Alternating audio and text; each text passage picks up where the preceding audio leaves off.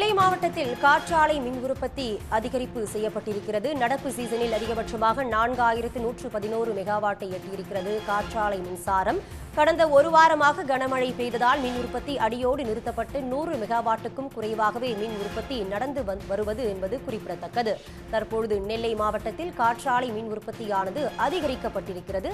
நெல்லை மாவட்டத்தில் கடந்த 2 நாட்களாக காற்றின் வேகம் அதிகரித்து காணப்படுவதால் காற்றாலை மின் உற்பத்தி உயர்வு காணப்பட்டிருக்கிறது. நடப்பு சீசனில் அதிகபட்சமாக 4111 மெகாவாட்டை எட்டியிருக்கிறது காற்றாலை மின்சாரம். இது பற்றி விரிவான தகவலை தர காத்திருக்கிறார் செய்தியாளர் அறிவரசு. நெல்லை மாவட்டத்தில் காற்றாலை மின் உற்பத்தி அதிகரிக்க முக்கிய காரணம் என்ன?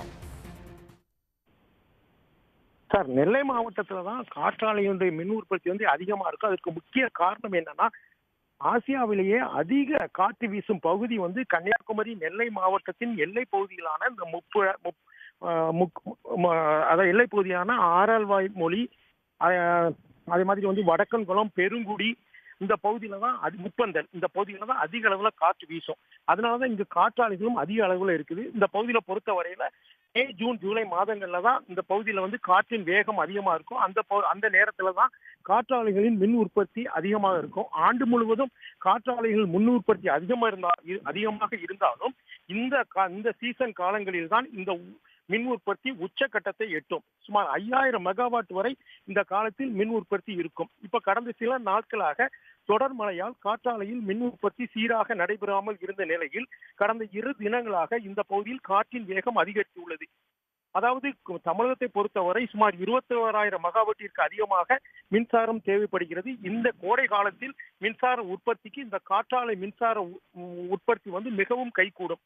தமிழகத்துல சுமார் 13,000க்கும் அதிகமான காற்றாலைகள் இருந்தாலும் இந்த பகுதியில் உள்ள சுமார் 5,000க்கும் மேற்பட்ட காற்றாலைகள் மூலம்தான் அதிக மின் உற்பத்தி செய்யப்பட்டு வருகிறது.